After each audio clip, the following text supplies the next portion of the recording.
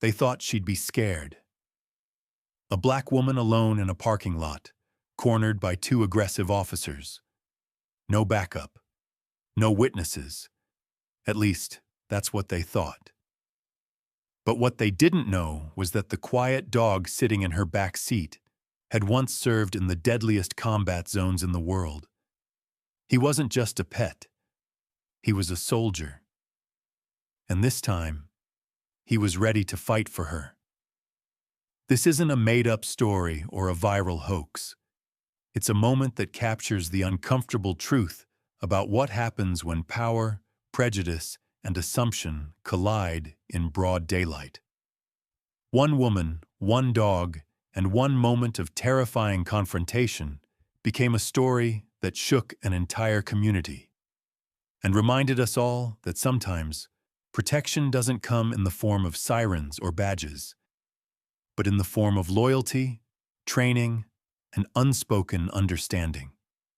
Let's talk about Jessica Brooks, a U.S. Army combat medic turned advocate. And let's talk about Max, the dog who was trained for war, but saved her life at home. Jessica Brooks had never been one for drama. She lived a quiet life in Cedar Hills, just outside of Atlanta, the kind of neighborhood where everyone waves at each other, but mostly keeps to themselves. Her days were simple: groceries, walking Max, helping her elderly neighbors, working remotely in healthcare consulting. She wasn't rich, but she was respected.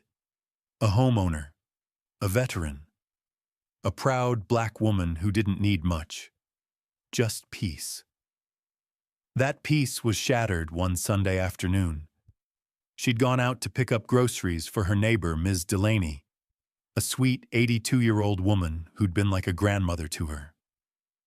Jessica's own grandmother had raised her, and though she'd passed years ago, Jessica had always looked for ways to give back the love she once received.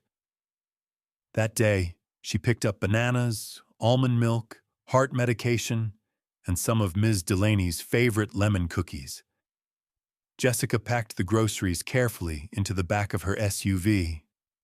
The sun was beating down hard that day, and Max, her service dog, sat alert in the back seat, watching everything. Max wasn't the type of dog you'd find in a suburban home. A Belgian Malinois, sharp-eyed, muscular, and quiet, he was all focus. Jessica had adopted him after leaving the military through a veteran K-9 program. Max had seen more than most humans ever would: war zones, ambushes, bomb-sniffing missions. And yet, around Jessica, he was gentle, loyal, and calm. That calm shattered too, right around 3:47 p.m. Jessica noticed the two police cruisers the moment they pulled in. Not because she had anything to fear, she had done nothing wrong, but because being a black woman in America means you're always watching, always aware. The cruisers circled, then slowed, then stopped. Right behind her SUV, she wasn't parked illegally, she hadn't been speeding. There were no broken taillights or expired tags. Still, the officers stepped out. Two white men, both mid-40s. One with aviators and a square jaw.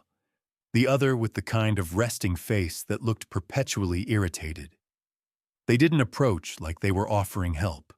No friendly smiles, no basic courtesy, just cold suspicion. Jessica straightened up. "Afternoon," she said. "You been sitting here a while?" one asked. "I just came out of the store." "You got ID on you?" She didn't ask why. She knew better. Instead, she moved slowly, pulling out her license from the side pouch of her purse. "Mind telling me why I'm being questioned?" she asked, keeping her tone calm. "We got a call about a suspicious person loitering. You fit the description." Of course she did. "I was shopping for my neighbor. Here's my receipt." The officer glanced at it, uninterested. The second officer walked around her SUV, peering through the windows. Then he saw Max. "What's with the dog?" he asked, suddenly on edge. "He's a service animal. Retired military. Certified. You have paperwork? In the glove box. Don't reach. The first officer snapped, hand now resting on his taser. Just stay still. Jessica's heart rate jumped. She was trained to keep calm, but this was not a battlefield. Here, calm didn't guarantee survival. Max noticed. He didn't growl, he didn't bark. He simply stood, slow, deliberate, ears forward, body tense, not threatening, just ready. The officer tensed. Get that dog under control. He's trained to protect. You're making me nervous. He senses that. I said control your dog, the other officer barked. Jessica raised her voice, not yelling, but making sure bystanders heard. My name is Jessica Brooks. I am a U.S. Army veteran. This is my service animal. I have done nothing illegal. I am being detained without cause. Someone nearby started filming. The crowd was small at first, just a couple of shoppers slowing down to watch. But as Jessica continued asserting her rights and the officers refused to disengage, the crowd grew. A teenage boy began live streaming on Instagram. A woman called out, "Leave her alone!" The officers didn't back down. "Ma'am, we need to search your vehicle." "No, you don't," Jessica replied. "You have no probable cause, and I have a right to deny unlawful searches." Max moved slightly, placing his body between Jessica and the closer officer. Not attacking, just guarding. His breathing was slow, measured. That's when someone unexpected stepped in. A man wearing a mechanic's shirt and a trucker hat moved through the small crowd. "Hey," he called out. "What's going on here?" "Police business," one of the officers said sharply. "I'm former K-9 unit with Fulton County," the man replied. "That's a military dog, Belgian Malinois. Look at how he's moving. That dog's not attacking. He's watching, like he was trained to." One of the officers scoffed. "We don't need civilians interfering." "But you do need to de-escalate," the man said. "You're surrounding a veteran and her service dog in broad daylight without a valid reason. You're being recorded. Think about what this is going to look like on the evening news." The officers stiffened, looked at each other. One murmured into his shoulder radio. Jessica stood still. Her hand rested on Max's collar, not pulling him, just letting him know she was okay. And just like that, Max sat again. His mission, for the moment, was done. "We're done here," the taller officer muttered. They walked away, got in their cruisers, left without apology, without explanation, without accountability. The moment was over, but the story wasn't. By that evening, the footage had gone viral. The teens' live stream was reposted by activist pages, veteran forums, and major news outlets.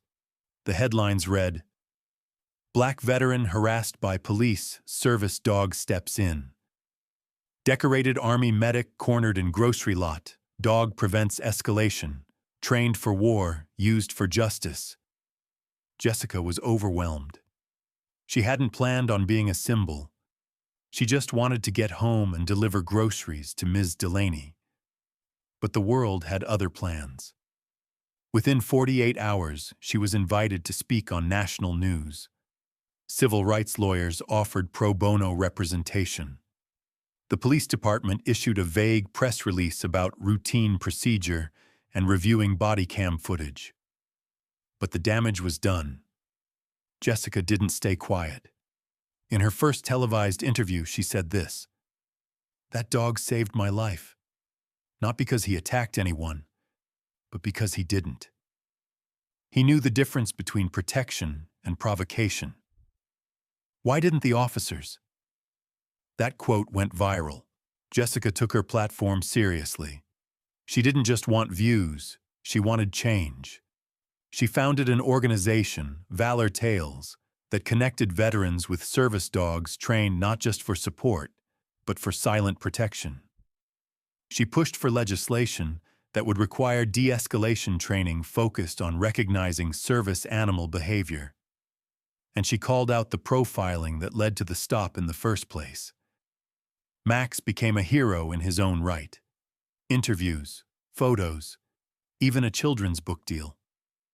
But Jessica never forgot how close things came that day. "I kept thinking," she later said, "what if Max had barked? What if I didn't know my rights? What if no one filmed?" Those what-ifs haunted her, but they also fueled her. In a world where silence can be dangerous and compliance can be deadly, Jessica Brooks stood her ground. With calm, with dignity, with a protector by her side. They cornered her, thinking they could intimidate her. What they didn't realize is she'd survived war zones, saved lives under fire, and carried more weight than they'd ever know. And her dog? He wasn't just a good boy. He was trained for war. And in that parking lot, he won a battle without lifting a paw.